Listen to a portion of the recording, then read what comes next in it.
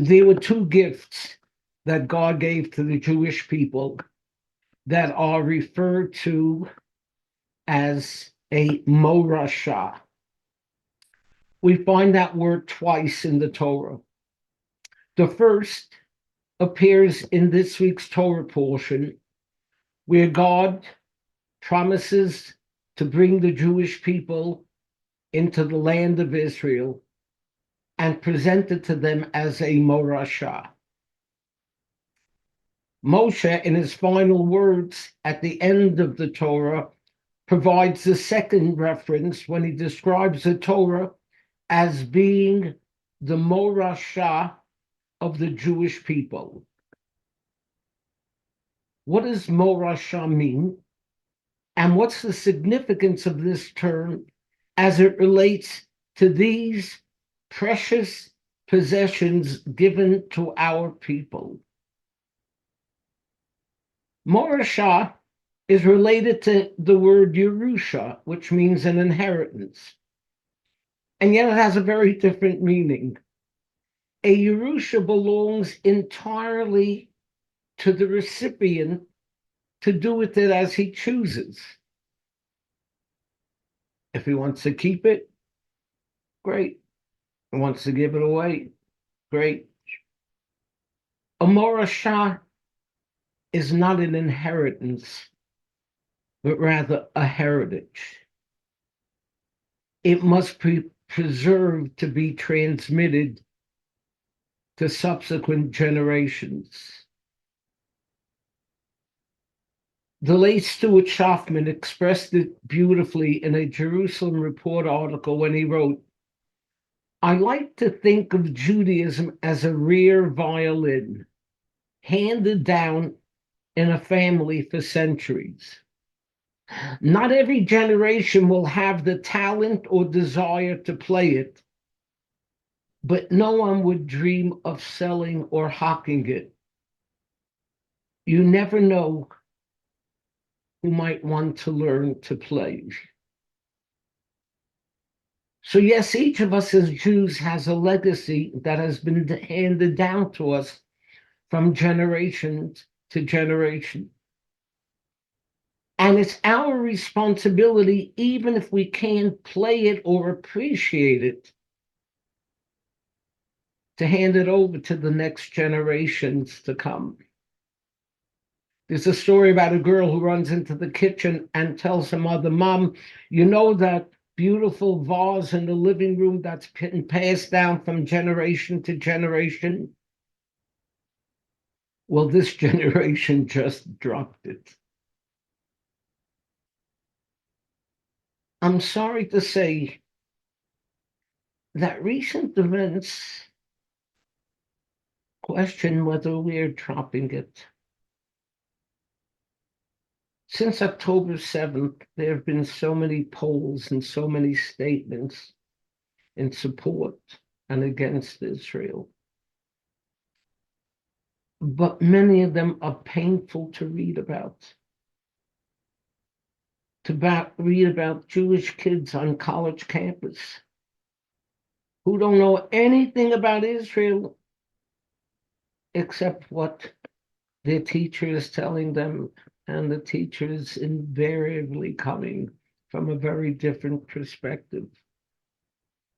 We have statistics showing us that while support for Israel still remains strong amongst American Jews over 60,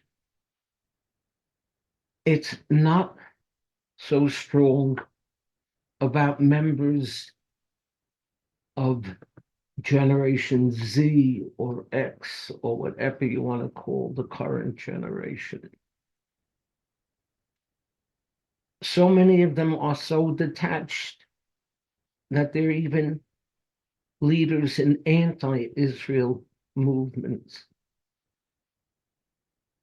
This is a serious problem. It's a problem primarily felt within the non-Orthodox community, because the inheritance of Torah and the love for the land of Israel and supporting it remains strong in the Orthodox community. I don't say this with any sense of, yeah, we got it right. No, it's not a matter of that. We all have got to get it right.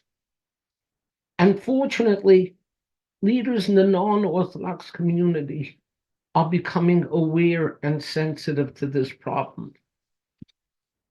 A new book that just came out, written by a leading Reform rabbi, Jeffrey Salkin, entitled Tikkun Ha'am, Israel and the Crisis of Liberal Judaism.